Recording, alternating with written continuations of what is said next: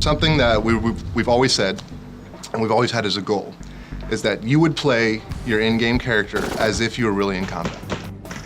To date, I don't think there's really been a successful video game that representation, I should say, of what close quarters combat is like.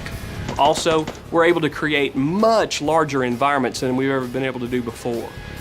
We always had very, very small maps. Well, now these maps are going to be vast. You're going to be able to move through a city, move from one point to another, and never have to reload a level. When you make a decision, when you're thinking about taking cover or what you're going to do or healing your teammate, you're going to be acting as if you were in combat, not because of a game mechanic or not because you're in a video game and you can exploit something or twitch something or whatever. It's how would I do it? Would I go prone? You know, would I throw a smoke over here and then run this way? We want you to play the game as if you were in the real situation. Yeah, a lot of issues you see with some games, and 2X was guilty of it as well, was jumping, because in order to be able to get over obstacles that are a little higher than you, that was the solution for everything, to just jump. But that also led to exploits and unrealistic gameplay where you engage an enemy and people would start hopping around trying to avoid getting shot, and soldiers don't do that on the battlefield. We have the gamer who we're trying to satisfy and make a fun and exciting experience that's representative of the Army. In most games, you have a medic who comes over and, bless you my child, he suddenly heals you and then moves on. Whereas our medic gameplay is down to the very details of practical treatments. I've personally been there while they've been doing the developing on the game, and also given my thoughts on what should be added. So we have really taken the grasp of what goes on in medical training for a combat lifesaver or a 68 whiskey and put some of those training aspects into the game.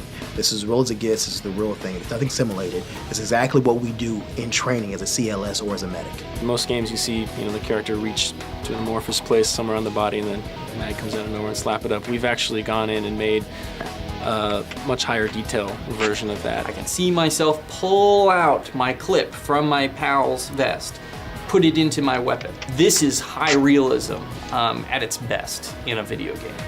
The ballistic simulations in the game are very accurate. The data that we've acquired is real-world data, and not to mention the experience from the designers, actually firing the weapon systems, and the SMEs telling us how it should be. This game has a level of authenticity that's brought to it by our subject matter experts. An SME is a subject matter expert.